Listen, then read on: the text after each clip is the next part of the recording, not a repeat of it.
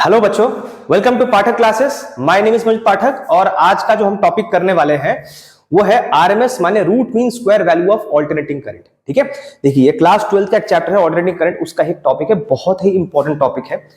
ये टॉपिक जो है ये अल्टरनेटिंग वोल्टेज के लिए भी अप्लाई होता है, अल्टरनेटिंग करंट के लिए भी होता है। आज का जो लेक्चर है हम उसमें से हम अल्टरनेटिंग करंट के बारे में पढ़ेंगे। ठीक है, देखिए आरएमएस वैल्यू जो होता है अल्टरनेटिंग करंट का, इसको कभी कभार हम वर्चुअल वैल्यू भी बोलते हैं या इफेक्टिव वैल्यू भी बोलते हैं ऑफ ऑल्टरनेटिंग करंट माने इसी। अच्छा, आरएमएस वैल्यू को समझने से पहले आपको पहले यह समझना पड़ेगा कि ऑल्टरनेटिंग सिग्नल होता क्या है। सिग्नल माने या तो करंट या तो वोल्टेज। अभी हम करंट की बात कर रहे हैं तो करंट पे ही सीमित रहेंगे। तो ऑल्टरनेटिंग करंट एग्जैक्टली होता क्या है, ध्यान से पहले इस बात को समझिए। ऑल्टरनेटिंग करंट एक ऐसा करंट होता है जो टाइम डिपेंडेंट होता है, मतलब वक्त के साथ वो अपने आप को बदलता है ना, वक्त के साथ वो अपने आप को बदलता है, उसका कोई स्टेडी वैल्यू नहीं होता। अगर यहां पे वोल्टेज की बात करते तो वोल्टेज बदलता, करंट की बात कर रहे तो करंट बदल रहा है। ठीक है, तो वक्त के साथ वो बदलता रहता है। अब देखिए ये टाइम डिपेंडेंट होता है, time is the independent variable, current is dependent variable over here. अब प्रॉब्लम इसमें यह है कि कोई अगर आपसे जैसे मान लीजिए कोई स्टेडी वैल्यू पूछता है कि भाई जैसे डीसी सर्किट में क्या होता है, आपने एक बैटरी लगा दी 12 वोल्ट का, उसमें से करंट फ्लो कर रहा है 5 एम्पियर का। तो कोई अगर आपसे पूछे कि भाई इस सर्किट के अंदर करंट कितना फ्लो करता है, तो आप बोलोगे 5 एम्पियर। अच्छा, 2 सेकंड में कितना करेगा? 5 एम्पियर। 10 सेकंड बाद 5 एम्पियर, 15 सेकंड बाद तब भी 5 एम्पियर। वो स्टेडी वैल्यू है, वो कभी बदलने वाला नहीं है। लेकिन अगर इसमें किसी ने आपसे पूछ लिया कि भाई इसका वैल्यू बताओ, तो आप क्या बोलोगे? आपको तोड़ तोड़ के बताना पड़ेगा। आपको बताना पड़ेगा कि भाई 1 सेकंड में इसका वैल्यू 5 एम्पियर आ रहा है। अच्छा, अगले 1.5 सेकंड में शायद 4 एम्पियर आ रहा है, अगले 3 सेकंड में शायद 7 एम्पियर आ रहा है, अगले 5 सेकंड में शायद 8 एम्पियर आ रहा है। तो आपसे बंदा पूछेगा मेरे को इतने सारे वैल्यू नहीं चाहिए, मेरे को एक वैल्यू बताओ यार, मैं इतने सारे वैल्यू का क्या करूंगा? तो फिर आप फंस गए इतने सारे डेटा को, क्योंकि there are innumerable possibilities if you keep on taking dots over here. आप खुद देखिए कितने वैल्यूज हो सकते हैं, इन्यूमरेबल। आप क्या अभी सारे वैल्यूज को बताने बैठेंगे कितने टाइम कितना होता है? It is going to take a lot of time, lot of hassle. तो क्या करें? आरएमएस वैल्यू एक ऐसा वैल्यू होता है, इसको आरएमएस भी बोल सकते हैं, कभी बार इफेक्टिव वैल्यू भी कहा जाता है, effective value of alternating current, या कभी बार इसको वर्चुअल भी कहा जाता है, virtual value of alternating current. ये एक ऐसा वैल्यू होता है जो इन सभी करंट के वैल्यूज को रिप्रेजेंट कर रहा है। ये एक स्टेडी वैल्यू होता है, पहले बता रहा हूं, ये कोई ऑर्डिनरी वैल्यू नहीं होता, ये स्टेडी वैल्यू होता है। मगर एक ऐसा स्टेडी वैल्यू है जो कि यहां पे सारे करंट के वेरिएशंस को रिप्रेजेंट कर रहा है। बात को ध्यान से समझिए, रिप्रेजेंट कर रहा है। ये ऑल्टरनेटिंग करंट नहीं है, लेकिन ये इन सभी वैल्यूज को रिप्रेजेंट कर रहा है। मतलब इसको समझने से या इसको देख लेने से आपको आइडिया लग जाएगा, अच्छा ऐसे ऐसे वैल्यू शायद हुए होंगे। समझ रहे? जैसे मैं और एक एग्जांपल देता हूं आपको, एनालॉजी। जैसे मान लीजिए कंपनी में 1000 workers are working, 1000 workers are working. अब हर एक वर्कर का अपना अपना कैपेबिलिटी होता है ना, हर एक वर्कर का अपना अपना कैपेबिलिटी होता है। कोई अच्छा काम करता है, कोई बुरा काम करता है, कोई ज्यादा अच्छा काम करता है, कोई ज्यादा अच्छा काम नहीं कर सकता है। अब हर एक वर्कर को अगर आप अलग अलग स्टडी करेंगे तो it's going to take a lot of time. मगर आप मान लीजिए उस कंपनी का जो मालिक है, सीईओ है, अगर आप उसको स्टडी कर ले तो आपको पूरे कंपनी के बारे में एक ओवरऑल आइडिया मिल जाएगा। सो आपको कंपनी में जो कैपेबिलिटी है इंडिविजुअल वर्कर्स का कैसा है, उसको जानने के लिए इंडिविजुअल वर्कर्स तक जाने की जरूरत नहीं है। आप बस सीईओ को स्टडी कर लीजिए, उसके कैपेबिलिटी को स्टडी कर लीजिए। आप अगर उसको स्टडी कर लेंगे तो सबको स्टडी करना हो जाएगा। क्यों? Because this one is representing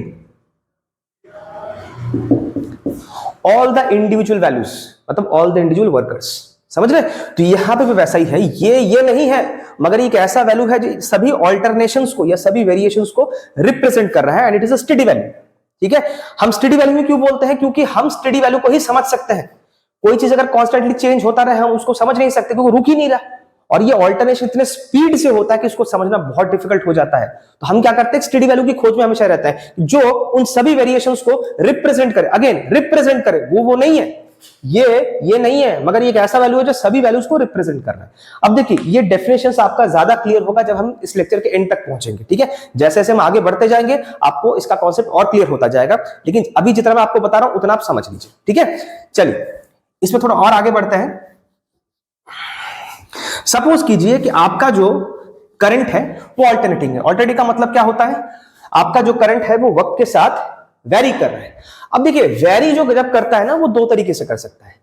आपको जो करंट के वैल्यूज है वो आपको डिस्क्रीट भी मिल सकता है, कॉन्टिन्यूस भी मिल सकता है। आपको डिस्क्रीट भी मिल सकता है, कॉन्टिन्यूस भी मिल सकता है। डिस्क्रीट का मतलब हो सकता है कि आपका करंट जो है इस तरह से वेरी कर रहा है। सपोज कीजिए कि पहले ऐसे किया, फिर ऐसे किया, फिर ऐसे किया, फिर ऐसे किया, फिर ऐसे किया, फिर ऐसे किया, तो एक पर्टिकुलर टाइम इंटरवल देखिए यहां से यहां तक आपका करंट स्टेडी है, फिर यहां से यहां तक करंट का वैल्यू बदल गया, मगर अभी उतने टाइम इंटरवल के अंदर फिर वो स्टेडी है, फिर वो ऑल्टरनेट कर गया, देखिए फिर वो ऑल्टरनेट कर गया, मगर इतने टाइम इंटरवल के अंदर वो स्टेडी है। तो you are getting some steady values, ठीक है, you are getting some steady values.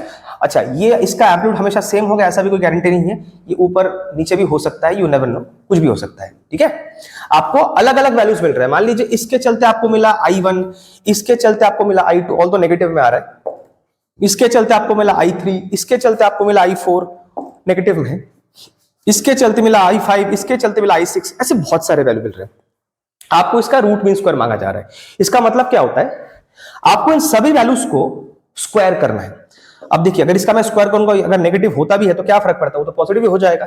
फिर आपका दूसरा वैल्यू क्या है, I3 स्क्वायर, फिर I4 स्क्वायर, ऐसे करते रहिए। मान लीजिए आपके पास nth वैल्यू तक है, सबको ऐड कर लीजिए। करने के बाद इसका मीन निकाल लीजिए। मीन कैसे निकालते हैं, जितने नंबर ऑफ ऑब्जर्वेशंस है उतने नंबर से उसको डिवाइड कर दीजिए, फिर उसको रूट ओवर कर दीजिए। अभी आपको उसको मीनिंग समझ आ जाएगा। देखिए रूट मीन स्क्वायर, क्योंकि आपने मीन निकाला किसका, जो वैल्यू था उसका स्क्वायर का, आई जो था उसके स्क्वायर का आपने मीन निकाला, फिर उसके ऊपर रूट ओवर कर दिया।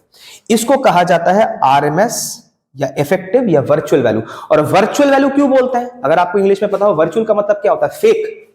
ऑब्वियस सी बात है, ये करंट है फेक करंट है, क्योंकि ऑल्टरनेटिंग करंट को रिप्रेजेंट कर रहा है, ये एक्चुअल ऑल्टरनेटिंग करंट नहीं है, ठीक है। क्योंकि हम ऑल्टरनेटिंग करंट को कभी स्टडी कर नहीं सकते, क्योंकि उसको हजारों इन्यूमरेबल वैल्यूज मिल सकते हैं। तो एक ऐसा वैल्यू हमने स्टडी ले लिया जो कि अपने आप एक फेक है, वर्चुअल है, मगर ये उन सभी वैल्यूज को रिप्रेजेंट कर रहा है। बार बार मैं उस चीज पे, उस वर्ड पे एम्फेसिस कर रहा हूं, रिप्रेजेंट कर रहा है। It is not the alternating value, okay. अच्छा, इसको आप ऐसे भी लिख सकते हैं, आप चाहे तो इसको ऐसे लिख सकते हैं, सिग्मा आई के, यहां पे आई का स्क्वायर कर दीजिए, कि आपका 1 से लेके n तक, इन सबको आपको n से डिवाइड करना है, फिर इसको रूट ओवर में डाल देना है, ठीक है। ये आपका मान लीजिए एक आरएमएस वैल्यू है, ये आरएमएस का आपका बेसिक फॉर्मूला है, तभी इसका डेफिनेशन आ रहा है रूट मीन स्क्वायर, है ना।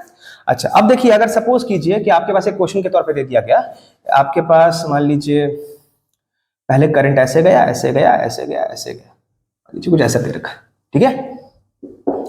मान लीजिए यहाँ पे इसका लेवल है, इस लेवल पे मान लीजिए 1 एम्पियर है, यहाँ पे मान लीजिए ये 2 एम्पियर है, यहाँ पे मान लीजिए ये -3 एम्पियर है, यहाँ पे मान लीजिए -1 एम्पियर है। इस लेवल पे मतलब आप चेक यहाँ पे कर रहे हैं, करंट आपका यहाँ पे है, इस एक्सिस पे है, यहाँ पे चेक कर रहे हैं। मान लीजिए इस लेवल के अक्रॉस ये आपको मिल रहा होगा शायद 0.5 एम्पियर, इसके अक्रॉस आपको मिल रहा होगा -4 एम्पियर, इसके अक्रॉस मिल रहा होगा कुछ अगेन 0.3 एम्पियर, ऐसा कुछ।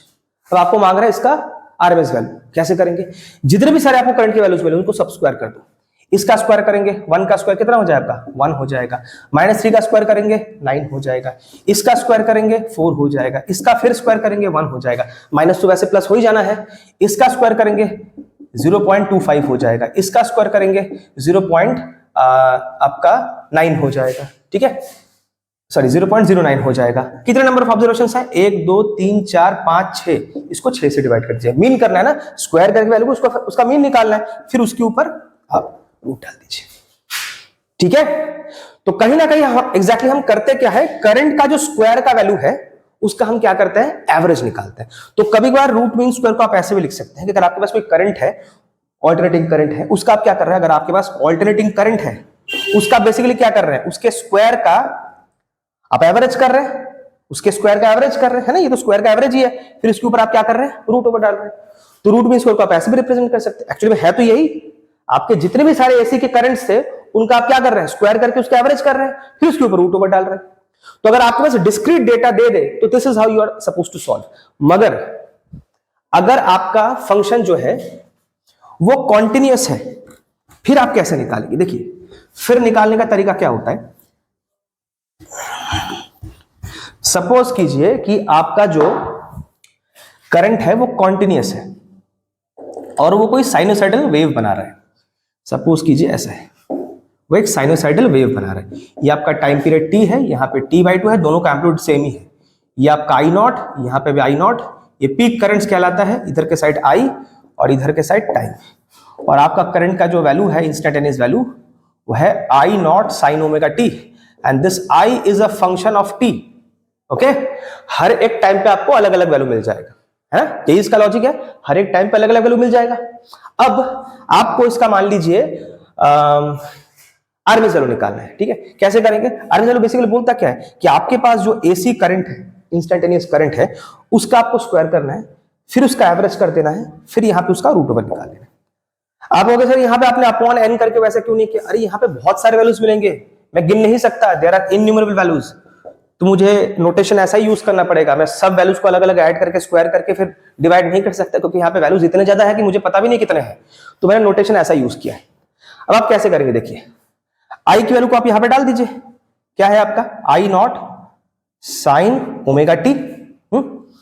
इसके ऊपर आप क्या कर रहे हैं? इसका पूरा स्क्वायर कर रहे हैं, फिर उसका आप एवरेज निकाल रहे हैं, फिर इस पूरे से चीज का आप रूट ओवर भी करेंगे। अब देखिए, ये स्क्वायर दोनों में लगेगा, इसके ऊपर भी लगेगा, इसके ऊपर भी लगेगा, इसका भी एवरेज होगा, इसका भी एवरेज होगा। अब देखिए, I नॉट स्क्वायर का एवरेज क्या हो जाएगा? अगर आपके पास देखिए I not square is steady value, किसी स्टेडी वैल्यू का अगर आप एवरेज निकालते घूम के वही आ जाता है। अगर कोई आपसे पूछे 2 का एवरेज निकालो, मतलब मान लीजिए आपके पास 4 वैल्यू है 2 का, 2 + 2 + 2, 2 + 2 + 2 + 2, फिर उसको 4 से डिवाइड कर दीजिए, करके देखिए आपको फिर घूम के 2 ही मिल जाएगा। तो किसी कांस्टेंट वैल्यू का अगर आप एवरेज निकालते घूम के वही कांस्टेंट वैल्यू मिल जाता है। तो आप क्या कर दोगे? यहाँ पे इसको I नॉट स्क्वायर लिख दोगे। अब आता है sine square omega T. Sine square omega T का आपको एवरेज निकालना पड़ेगा। अब देखिए, अगर आप इसको हम यहीं पे रख देते हैं, फिलहाल तो इसको यहीं पे रख देते हैं, अब ये काम पूरा कंप्लीट नहीं हुआ है, इसको इक्वेशन नंबर 1 डाल देते हैं। अभी आपको साइन स्क्वायर ओमेगा टी का क्या निकालना है? एवरेज निकालना है। किसी फंक्शन का एवरेज हम कैसे निकालते हैं?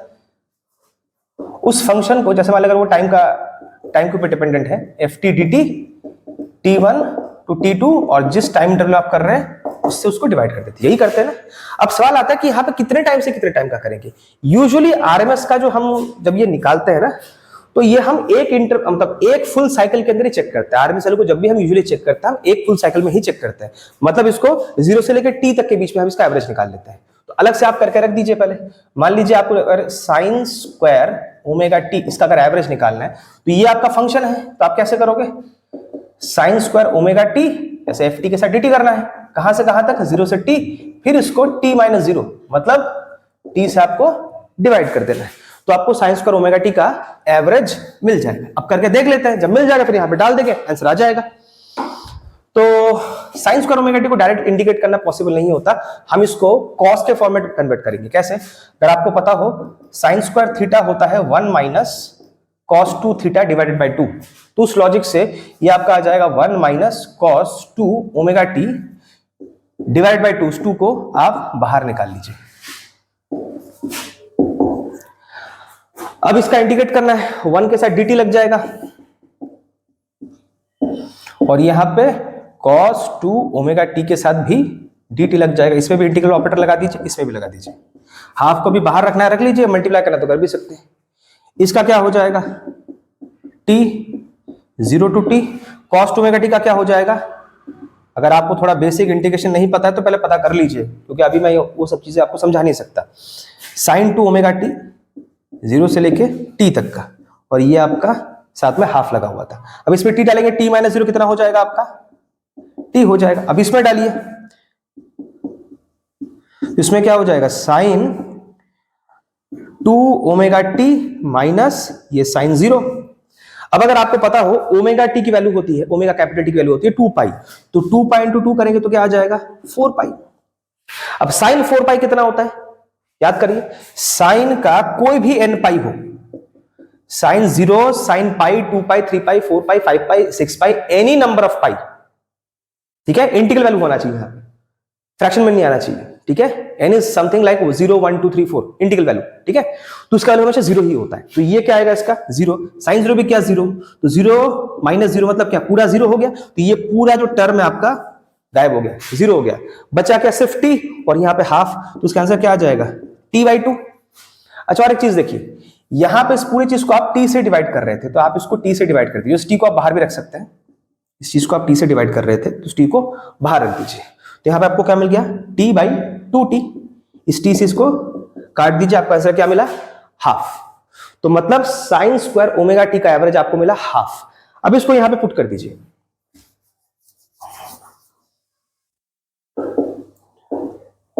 पुट इन 1, तो क्या मिल जाएगा, आई आर एम एस क्या हो जाएगा आपका आई नॉट स्क्वायर, और इसका वैल्यू आ गया हाफ। अब देखिए रूट से अगर निकालेंगे तो ये क्या आ जाएगा, आई नॉट हो जाएगा, और यहां पे आपको बाई रूट 2 मिल जाएगा। तो ये आपका आ गया आरएमएस वैल्यू, मगर आपका फंक्शन अगर कॉन्टिन्यूस हो तो। ठीक है, इसको नोट डाउन कर लीजिए।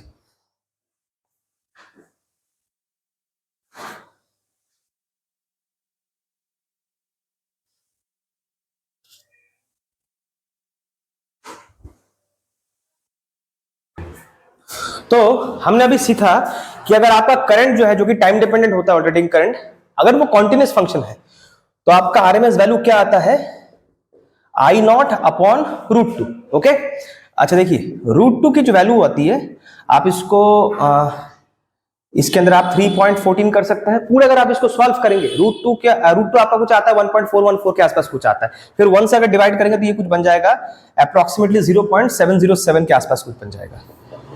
मतलब अगर परसेंट के तौर पे देखा जाए, आप 100 से मल्टीप्लाई कर दीजिए, 70.7% ऑफ आई नॉट।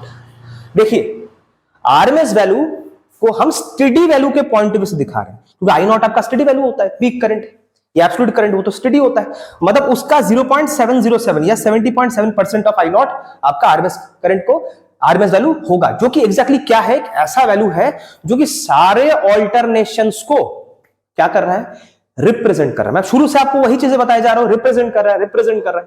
अब ये रिप्रेजेंट करने का मतलब क्या होता है, देखिए अब इस लेक्चर के एंडिंग में इसी डेरिवेशन को मैं एक दूसरे तरीके से करके दिखाऊंगा, और ये जो तरीका है ये ज्यादा एप्रोप्रिएट है इस डेफिनेशन को समझने के लिए, क्योंकि बुक्स के अंदर यही डेफिनेशन एक्चुअली दिया जाता है और इससे ये चीज और बेहतर समझ आता है। देखिए कैसे,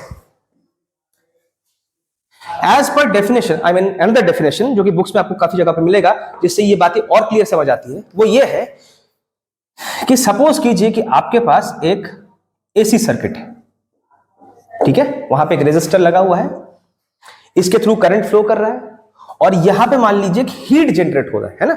जब एक रेजिस्टर से करंट फ्लो करता है तो वहां पे क्या होता है, हीट जनरेट होता है, लाइट भी निकलता है, हीट भी जनरेट होता है ना, एनर्जी डिसिपेट होता है। मान लीजिए कि यहां पे कुछ अमाउंट ऑफ हीट जनरेट हो रहा है, certain amount of heat is generated, DH मान छोटा अमाउंट, इन टाइम डीटी, ठीक है, इन टाइम डीटी। अब मान लीजिए आपके पास वही सेम सर्किट है, वही रेजिस्टर है, सेम सर्किट, मगर आपने अभी यहां पे डीसी सर्किट लगा रखा है, मतलब एक बैटरी लगा रखा है, और मान लीजिए अब भी इसके अंदर से आप करंट फ्लो करा रहे हैं। अब ये तो तुम्हारा नॉर्मल स्टेडी करंट हो गया है ना, ये स्टेडी करंट है, मगर मान लीजिए आप अलग अलग बैटरी डाल रहे हैं या चेक कर रहे हैं, बैटरी डाल रहे हैं, चेक कर रहे हैं, बैटरी डाल के चेक कर रहे हैं, किसी एक पर्टिकुलर वैल्यू पे जाके आपको कुछ ऐसा सीन मिला कि आपको वही एग्जैक्टली सेम हीट दिख रहा है निकलते हुए, डिसिपेट होते हुए arc across in the same time. DC circuit में भी अगर उतना ही हीट जनरेट हो arc across in that same time interval, तब उस टाइम पे यहां पे जो करंट की वैल्यू होगी, डीसी करंट की जो वैल्यू होगी, मतलब ये जो स्टेडी करंट होगा, वो होगा इस ऑल्टरनेटिंग करंट का आरएमएस वैल्यू। मतलब वो करंट, ध्यान से बात को समझिए, वो करंट रिप्रेजेंट करेगा यहां के सारे ऑल्टरनेटिंग वैल्यूज को। समझ बात को? अब देखिए इसको मैं एक प्रैक्टिकल एनालॉजी से समझने की कोशिश करता हूं, प्रैक्टिकल एनालॉजी से। सपोज कीजिए कि आपके पास दो भाई हैं, ब्रदर 1, ब्रदर 2। ये जो है काफी इसेंट्रिक है। इसेंट्रिक का मतलब अगर आप नहीं समझते तो बता देता हूं, मतलब बहुत डिस्टर्ब रहता है, ज्यादातर वक्त झगड़ा करता रहता है, कभी इसका मूड बदलता रहता है, इसका मूड कभी फिक्स नहीं रहता है, it's his mood is always changing, ठीक है, कभी चिल्लाता है, कभी प्यार करता है, कभी फिर चिल्लाता है, फिर कभी दोस्ती करता है, तो he is very eccentric, very unstable mentally, आप ऐसे कह सकते हैं। अब इसको समझना बहुत मुश्किल है, जो भी इससे दोस्ती करने की कोशिश करता है कोई इसको समझ नहीं पाता, क्योंकि उसको समझना बहुत मुश्किल है, कभी एक जगह पे इसका मूड टिकता ही नहीं है, वो इससे दोस्ती करे तो कैसे करे, बिना दोस्ती करे इसको समझना बड़ा मुश्किल है। इसका दूसरा भाई जो है ये काफी स्टेबल है, इसको समझना बड़ा मुश्किल, इजी है और ये काफी स्टेबल है, तो इससे आसानी से दोस्ती हो जाएगी। अब कोई बंदा मान लो इस पहले वाले ब्रदर को, लड़के को समझने की कोशिश कर रहा है मगर कर नहीं पा रहा, तो वो कहां जाएगा? अगर इसको समझ नहीं पा रहा और चाहते कि आप इसको समझना, तो इसको समझ नहीं पाए तो बंदा कहां जाएगा? वो ब्रदर 2 के पास जाएगा। अब वो ये करेगा, वो देखेगा, इसको समझने की कोशिश करेगा। अब कैसे करेगा? वो देखने की कोशिश करेगा कि इन दोनों भाइयों में कोई बात तो समान होगी, कुछ तो सेम होगा। अगर कोई बात सेम होगा, उसके बेसिस में अगर मैं इसको स्टडी करूं तो ऑटोमेटिकली मुझे आइडिया लग जाएगा कि इसको क्या पसंद, इसको क्या नहीं पसंद, इसको समझना थोड़ा आसान हो जाएगा। मान लीजिए कि इन दोनों भाइयों को एक पर्टिकुलर टाइप ऑफ फूड है जो काफी पसंद है, ठीक है, और एक पर्टिकुलर टाइप ऑफ प्लेस है जहां पे दोनों को जाना अच्छा लगता है। इसको भी लगता है, उसको भी लगता है, ये खाना इसको भी अच्छा लगता है, उसको भी खाना अच्छा लगता है। तो लोगों ने क्या किया, सर्वे करने के बाद इस बंदे के पास गया और जाके इससे जाके पूछा कि भाई ये खाना आपको क्यों अच्छा लगता है, कहां पे पहली बार खाया था, कितना अच्छा लगता है, कितनी बार खाया है, इस प्लेस पे आप कितनी बार गए हो, किसके साथ गए थे, कहां पे गए थे, कब गए थे, पूरा डिटेल इस इंसान से पूछा जाएगा इस डेटा के अकॉर्डिंग, जो कि इसके लिए भी लागू है क्योंकि इसको भी वही सारी चीजें पता है। अब इसने कोई डेटा आपको दे दिया कि हाँ मैंने इतने दिन पे खाया था, ये मुझे इसके बारे में अच्छा लगता है, ये वो फलाना डेटा, सब कुछ आपको बता दिया। आपको जो भी डेटा पॉइंट्स मिला, मान लीजिए सिंगल कोई डेटा पॉइंट मिला आपको, जो भी डेटा पॉइंट आपको मिला, अब ये डेटा पॉइंट कहीं ना कहीं इस इंसान को भी रिप्रेजेंट करता है क्योंकि इसको भी ये सारी चीजें पसंद थी। लेकिन इससे तुम पूछ नहीं सकते क्योंकि ये काफी सेंट्रिक कंस्टेबल है, हमेशा झगड़ा करता रहता है आपसे, शायद बात भी ना करे, चिल्लाने लग जाए आपके ऊपर। तो आपने क्या कहा, कोई कॉमन कनेक्टिंग पॉइंट ढूंढा, फूड एंड प्लेस, क्योंकि इसको भी पसंद है, उसको भी पसंद है, तो उसके बारे में इससे पूछा तो ऑब्वियसली आपको आइडिया लग जाएगा कि अच्छा ये अगर ऐसी ऐसी बातें कर रहा है, अगर ये कह रहा है कि ये खाना थोड़ा तीखा होता है, तो आपको आइडिया लग जाता है अच्छा इसको भी शायद ये खाना तीखा लगा होगा। अगर इसने ये बोला कि ये प्लेस काफी क्राउडेड है, तो आपको आइडिया लग जाता अच्छा शायद इसको भी क्राउडेड लगा होगा, आफ्टर ऑल दोनों तो भाई है, जेनेटिकली दोनों सेम है ना, जेनेटिक्स तो सेम ही है दोनों का। तो जब आपने इसको स्टडी किया तो आपको आइडिया लग गया इसके बारे में। तो ये जो है, this is like your AC circuit या ऑल्टरनेटिंग करंट कह सकते हो, this is like your DC circuit या डायरेक्ट करंट या स्टडी करंट कह सकते हो। तो आप इसको स्टडी करना चाहते हो मगर कर नहीं सकते, क्वाइट फ्लक्चुएटिंग। तो आपने सेम कंडीशन लगाया, क्या कंडीशन, हीट एंड टाइम, जो कि यहां पे भी सेम हो वहां पे भी सेम। तो इसको जब आपने इधर स्टडी किया तो ये जो आपको डेटा मिला, कहीं ना कहीं ये डेटा इसको क्या कर रहा है, रिप्रेजेंट कर रहा है। जैसे इसके डेटा को समझने से इसको समझना आसान हो गया था, उसी तरह से आईआरएमएस जो आपको वैल्यू मिला वो क्या है आपका आईआरएमएस, उसको स्टडी करने से इसको समझना आसान हो गया। समझे, ये होता है इसका लॉजिक। बट ये रियलिटी नहीं है, ये रियलिटी है कि it is a fake value, it is a fake value because you are not actually asking this person, you are asking that person. So the data that you are getting or gathering for him, it is not for him, so it is a virtual concept. So we call it a virtual current because ये reality में नहीं है, मगर यही current alternating current को represent करता है। ठीक है, अब इस डेफिनेशन के अकॉर्डिंगली, ये डेफिनेशन ज्यादा अप्रोप्रिएट है इस कॉन्सेप्ट को समझने के लिए। अगर इस डेफिनेशन के अकॉर्डिंगली इसका डेरिवेशन निकाला जाए तो क्या आंसर वही आएगा, चेक करके देख लेते हैं, है ना। सपोज कीजिए कि इन एसी सर्किट, ओके, यहां पे मान लीजिए in small interval of time dt, जो आपका हीट जनरेट हुआ, मान लीजिए वो आपका है dH, और हमें क्या पता है हीट जो होता है वो क्या होता है I स्क्वायर R dt, है ना, I स्क्वायर R dt। अब ऑल्टरनेटिंग करंट क्या होता है, I naught sine omega T. अगर साइनोसॉइडल कर्व है, अगर आपका साइनोसॉइडल कर्व है तो क्या आएगा, sine omega T, I not sine omega T. Square लगा हुआ है, स्क्वायर लगा दीजिए, साथ में क्या लगा हुआ है आर, ये आपका आई स्क्वायर आ गया ना, साथ में dt। ये एक छोटे टाइम इंटरवल में इतना हीट जनरेट कर रहा है। अब हम कितने टाइम इंटरवल में चेक करते हैं, करने को आप कुछ भी कर सकते हैं, लेकिन मोस्टली हम करते हैं फुल साइकिल में, मतलब 0 to t के अंदर। तो आप पहले पता कर लो total heat generated in full cycle 0 to t। तो क्या करेंगे, इसको इंडिकेट करेंगे, इधर करेंगे तो टोटल हीट मिल जाएगा, इधर करोगे तो आपको मिल जाएगा आई नॉट का square sine square omega T dt 0 to t।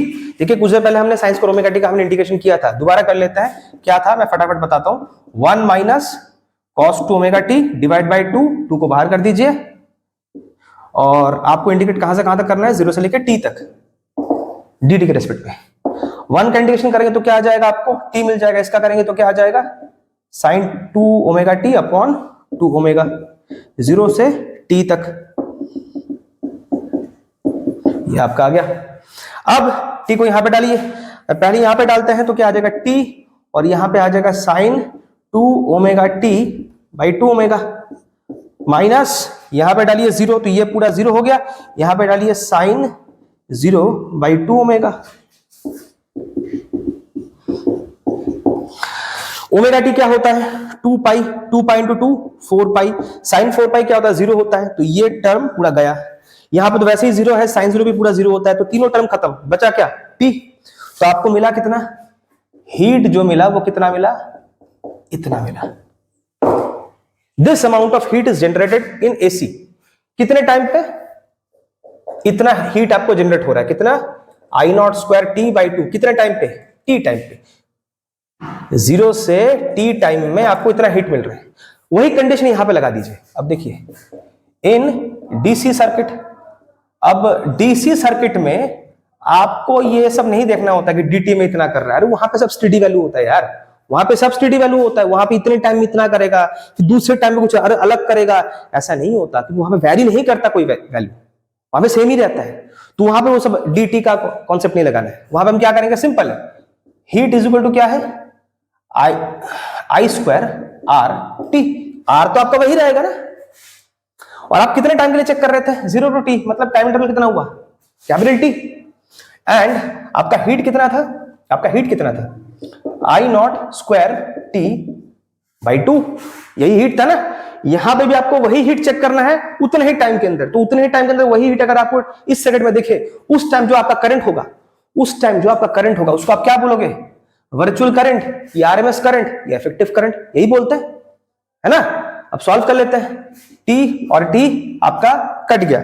अच्छा रुकिए, यहां पे एक जगह पे एक आर भी लगा हुआ था, हाँ साथ में एक आर भी था आपका, यहाँ पे एक साथ में यहाँ पे आर भी लगा हुआ था इसके साथ, है ना, उस आर को भी यहाँ पे साथ में रखिए, आर भी था आपके साथ यहाँ पे एक,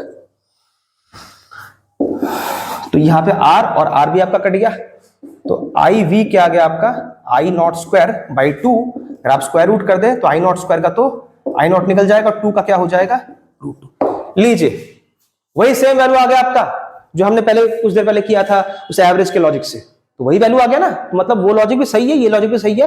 वो आपको डायरेक्ट फॉर्मूला बताता है कि आरएमएस होता क्या है, सारे करंट के वैल्यूज को स्क्वायर करके ऐड करके उसका एवरेज निकाल के रूट ओवर करना है, और उसका ओरिजिनल डेफिनेशन कहां से ओरिजिनेट होता है ये समझना बड़ा मुश्किल है, वो इसी डेफिनेशन से समझ आता है, इसी तरीके से समझ आता है। काफी सारे बुक्स में इसी को ज्यादा प्रेफर किया जाता है, इस डेफिनेशन को और इस टाइप के डेरिवेशंस को। इसको अगर आप फर्दर सॉल्व करोगे तो आपको मिल जाएगा 0.70 ऑफ आई नॉट। ओके, अच्छा कुछ बच्चे ये भी सवाल पूछते हैं कि सर हीट को ही उन्होंने क्यों चूज किया था और टाइम को ही क्यों चूज किया था।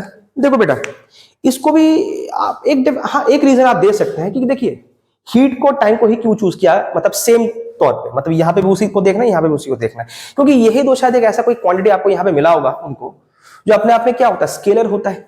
देखिए ऑलरेडी करंट में क्या हो रहा है, कॉन्टिन्यूस थिंग्स आर चेंजिंग, कभी करंट इधर कभी करंट इधर, कभी करंट इधर कभी करंट इधर, इट इज कॉन्टिन्यूसली ऑल्टरनेटिंग। यही वो एक दो चीज है जो ऑल्टरनेशन के ऊपर डिपेंड नहीं करता। हीट को क्या फर्क पड़ता है, करंट, आप खुद देखिए एक वायर में करंट ऐसे जा रहा है, ऐसे जा रहा है, ऐसे जा रहा है, ऐसे जा रहा है, या स्टेडी जा रहा है लाइक दिस, उससे उसको क्या फर्क पड़ता है। हीट तो जब जनरेट हो रहा होगा वो वैसे ही होगा, है ना। अब बार बार ऐसे ऐसे ऐसे ऐसे कर रहे हैं, उससे हीट जनरेट हो रहा है, एक कॉन्टिन्यूस इधर ही चले जा रहा है, उससे हीट जनरेट हो रहा है। हीट को क्या फर्क पड़ता है कि कोई मेरा चार्ज जो है वो इधर जा रहा है कि इधर जा रहा है, उसको तो जनरेट होने से मतलब है, और टाइम हमेशा फॉरवर्ड डायरेक्शन में मूव करता है, उसको कोई फर्क नहीं पड़ता कोई इधर गया कि उधर गया।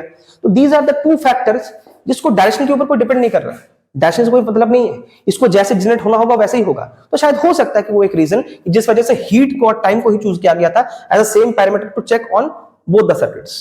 ओके, चलिए इसको नोट डाउन कर लीजिए।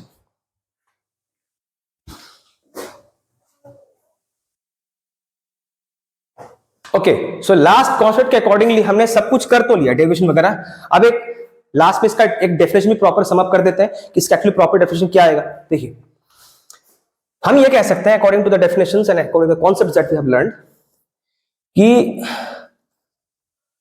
RMS value of AC is defined as that value of steady current. Again ये स्टेडी करंट नहीं होता, मगर स्टेडी करंट के पॉइंट ऑफ व्यू से उसको रिप्रेजेंट किया जाता है. Okay, is defined as that value of steady current which would generate the same amount of heat across a resistor in full cycle. माने हम आमतौर पे फुल साइकिल में ही इसको चेक करते हैं. In full cycle 0 to t as is done by the alternating current. माने AC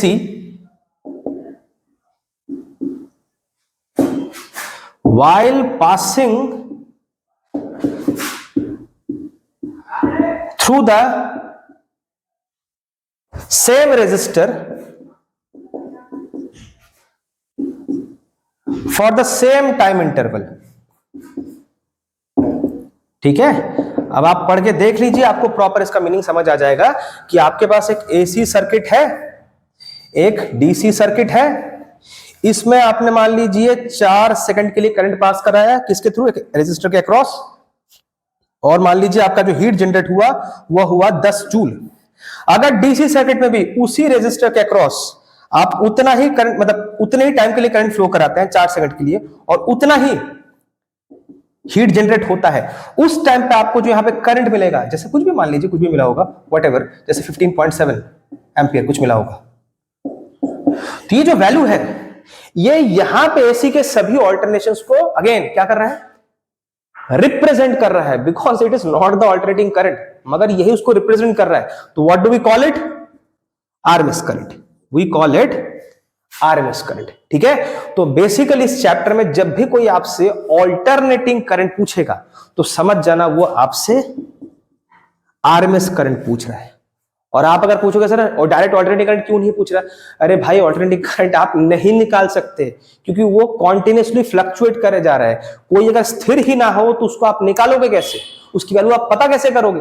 कोई एक जगह पे रुके तो पता कर सकते हो ना, वो तो रुकता ही नहीं है, वो कॉन्टिन्यूसली चेंज होता रहता है और इतनी स्पीड से होता है कि आप फिगर आउट भी नहीं कर सकते. तो कोई अगर आपसे कभी ऑल्टरनेटिंग करंट का वैल्यू मांग रहा है तो समझ जाइए वो आपसे आरएमएस वैल्यू ही मांग रहा है. या अगर किसी न्यूमेरिकल में अगर आपको दिख जाए RMS value of current alternating current, तो मतलब समझ जाइएगा वो एसी को ही बता रहा है. मतलब इस चैप्टर के अंदर एसी ऑल्टरनेटिंग करंट का मतलब आरएमएस करंट ही होता है, क्योंकि एक्चुअली में वो क्या है उसको निकाल नहीं सकते, तो हम स्टेडी वैल्यू के पॉइंट ऑफ व्यू से निकालते हैं, जो कि क्या होता है 0.707 of the peak current of alternating current. Okay, चलिए इसको नोट डाउन कर लीजिए. और आज के लिए इतना ही सही. ठीक है, इस लेक्चर में इतना ही रहने दीजिए. इसमें तो न्यूमेरिकल में ऐड अप नहीं कर सकता, अगर न्यूमेरिकल करूं तो लेक्चर आपका काफी बड़ा हो जाएगा. अगर आपको कोई डाउट हो आप मुझे कांटेक्ट कर सकते हैं, डिटेल्स वगैरह आपको डिस्क्रिप्शन बॉक्स में मिल जाएगा. तब तक पढ़ाई करते रहिए. चलिए, ओके, बाय.